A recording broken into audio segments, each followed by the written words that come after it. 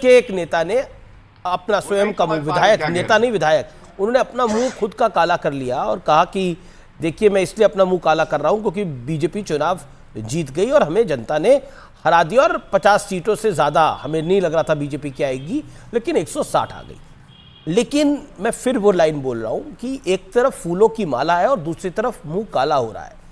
क्या ये जो संकेतिक कोई प्रैक्टिकल हमारे सामने ये सब कुछ हो रहा है, क्या इसका एक बड़ा संकेत है, पॉलिटिकल मैसेजिंग है?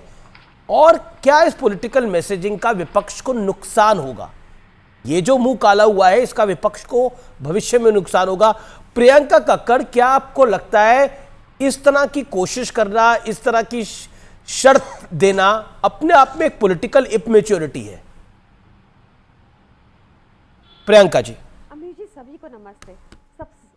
सबसे पहले तो मैं ये बताना चाहूंगी, क्योंकि गौरव भाटिया जी ने हमारे आंकड़े गिनाए मध्य प्रदेश, राजस्थान, छत्तीसगढ़ के, तो उनसे पूछ लीजिए हम कितने में कॉन्टेस्ट करें। उनको बताइए 2019 में मोदी वेव में भी आंध्र प्रदेश में 173 की 173 सीट्स हार गई भाजपा। उनको बताइए कि दिल्ली में 23 साल 24 साल हो गए पैर नहीं रख पा रही भाजपा। उनको बताइए कि पंजाब में 54 पर तो जमानत जब्त हो गई थी। उनको बताइए कि 2012 में उत्तर प्रदेश में 230 जगह पर इनके सिक्योरिटी डिपॉजिट जब्त हुए थे।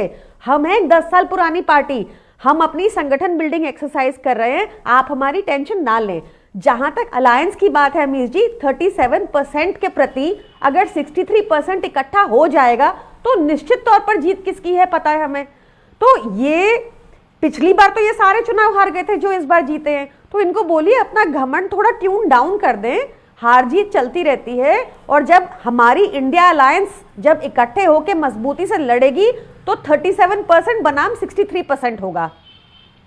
जी, जवाब बृजमोहन श्रीवास्तव, एनसीपी के नेता है, प्रवक्ता है। देखिए अभिष जी, जिस घटना पे आपने बात की शुरुआत की है कि एक कार्यकर्ता ने अपना चेहरा काला कर लिया, कार्यकर्ता नहीं विधायक है कांग्रेस का, उन्होंने अपना चेहरा काला कर लिया, इस बात से सीधा एक संदेश जनता में जा रहा है कि INDIA के जो लोग हैं वो इस हार से इतने ज़्यादा विचलित हो गए हैं और उनको ये विश्वास हो गया है कि आने वाले दिनों में भी NDA के आदरणीय नेता नरेंद्र मोदी जी पूरी शक्ति के साथ इस देश की सेवा करने के लिए लोगों का मत प्राप्त करेंगे। क्योंकि ये इस प्रकार का जो फ्रस्ट्रेशन है, इसे फ्रस्ट्रेशन कहा जाएगा कि आप चूंकि जीत नहीं पाए, आपकी पार्टी वहाँ पे सत्ता में नहीं आ पाई, तो कारण ढूंढना चाहिए कि सत्ता में क्यों नहीं आ पाए, क्या कारण था, जनता ने क्यों नकार दिया।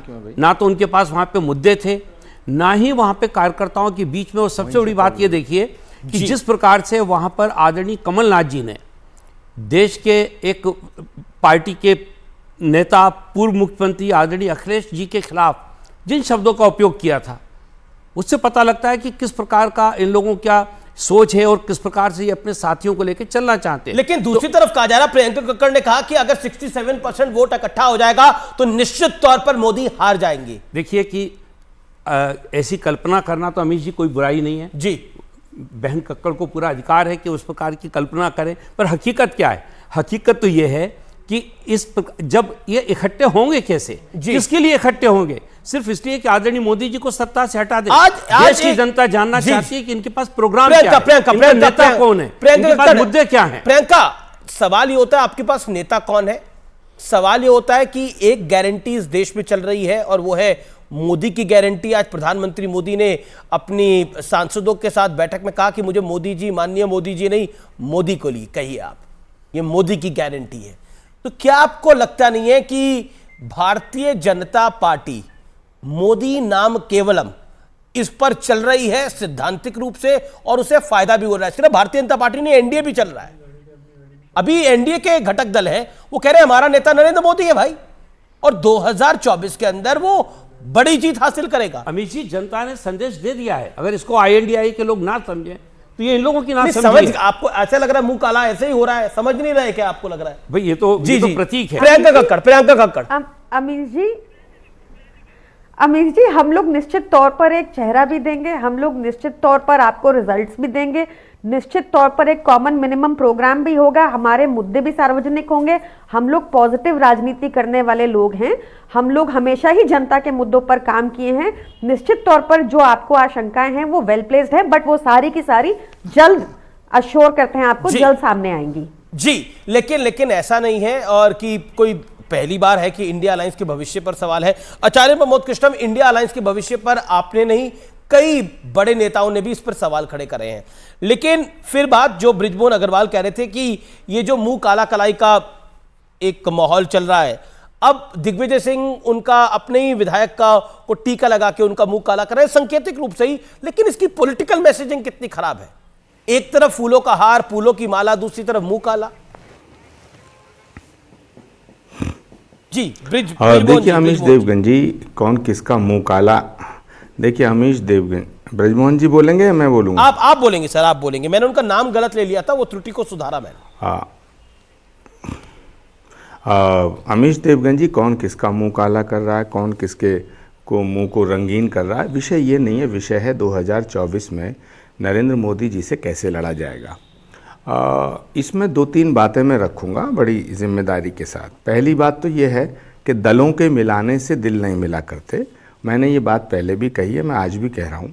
अभी जो बीजेपी के विरोधी दल हैं, विपक्षी दल जिनको कहा जा रहा है, उसमें टीएमसी है, उसमें समाजवादी पार्टी है, उसमें आम आदमी पार्टी है, उसमें कांग्रेस पार्टी एक बड़ा दल है, और बाकी कुछ ऐसी पार्टियां हैं जो इंडिपेंडेंटली अपने पॉलिटिक्स कर रही हैं, जो ना कांग्रेस के साथ हैं अभी और ना बीजेपी के साथ हैं। मैं एक सुझाव पहले भी मैं दे चुका हूं, आज आपके नेशनल चैनल पे एक सुझाव देना चाहता हूं उन सभी नेताओं को जो बीजेपी को हराना चाहते हैं। अगर आप बीजेपी को हराना चाहते हैं, पहले अपने अपने दिल साफ़ करिए, अपने शिकवे शिकायतें मिटाइए। दूसरी बात यह है कि उत्तर प्रदेश है, समाजवादी पार्टी ने 2019 में समाजवादी पार्टी और बहुजन समाज पार्टी का गठबंधन हुआ, कांग्रेस को अलग छोड़ दिया। ये बहुत बड़ी गलती थी। उसका नतीजा ये आया कि बीजेपी जीती। 2017 में कांग्रेस पार्टी ने, समाजवादी ने गठबंधन किया, मायावती जी को अलग कर दिया, तो योगी जी की सरकार बनी। अगर 2024 में आप वाकई बीजेपी के खिलाफ कोई सशक्त मोर्चा बनाना चाहते हैं तो कुमारी बहन मायावती जी को साथ लीजिएगा, असदुद्दीन ओवैसी जी को भी साथ लीजिएगा, केसीआर को भी साथ लीजिएगा। इन सब पार्टियों के नेताओं से गंभीरता से चर्चा कीजिएगा, समय बहुत कम है। और अगर आपने केसीआर को साथ लीजिएगा, केसीआर की सरकार निपटा दी आपने तेलंगाना में। जी बृजमोहन जी, आप मुस्कुरा रहे हैं। जो लोग अभी साथ हैं उनको तो संभाल नहीं पा रहे और नए लोगों को जोड़ने की बात करें, कैसे, किस प्रकार के दुआ स्वप्न में है ये लोग। केसीआर को साथ, ये सपना है आचार्य जी, केसीआर की सरकार गिरवा दी। जो लोग साथ हैं उनको नहीं संभाल पा रहे और आप केसीआर को साथ लीजिएगा। एक सेकंड जी अमीश देवगन, मैंने ऐसा क्या कह दिया जो मुझे बोलने नहीं दिया जा रहा? भाई नहीं, आप बोलिए। आप सब बात करना, मेरी बात तो सुन लीजिएगा। जी। मैं ये कह रहा हूं कि समाजवादी पार्टी अगर कांग्रेस को गाली देगी, कांग्रेस पार्टी के नेता समाजवादी को गाली देंगे। मध्य प्रदेश का एपिसोड देखा ही आपने। अखिलेश जी ने खुद कहा कि कांग्रेस एक धोखेबाज पार्टी है। अखिलेश जी ने खुद कहा कांग्रेस चालू पार्टी है। अखिलेश जी ने खुद कहा कांग्रेस और भाजपा मिली हुई हैं। तो सवाल उठेगा कि अगर कांग्रेस और भाजपा मिले हुए हैं तो फिर अखिलेश जी इस गठबंधन में क्यों आना चाहते हैं? पहली बात। दूसरी बात यह है कि समाजवादी पार्टी के कुछ नेताओं ने राहुल गांधी जी और प्रियंका गांधी तक के खिलाफ इतनी अभद्र टिप्पणियां की, तो ये तो बहुत बुरी बात है। अगर राहुल गांधी के खिलाफ कोई टिप्पणी की जाएगी तो उसे हम कैसे बर्दाश्त करेंगे? समाजवादी पार्टी के नेताओं ने कहा राहुल गांधी मंदबुद्धि हैं, प्रियंका जी के लिए क्या क्या कहा, तो भाई हम इसको टॉलरेट नहीं कर सकते हैं। सवाल इस बात का है कि अगर हम दिलों को नहीं मिलाएंगे तो दलों को मिलाने पर नरेंद्र मोदी जी को नहीं हराया जा सकता। और अगर विपक्ष की बात हम करते हैं तो सारा विपक्ष, देखिए आम आदमी पार्टी ने कांग्रेस पार्टी को गाली दी छत्तीसगढ़ में, दिल्ली में कांग्रेस के नेता आम आदमी पार्टी को कोस रहे हैं। तो जब एक दूसरे के विरोधी बयान आ चुके हैं तो केसीआर को मिलाने से क्या फायदा, क्या डर है?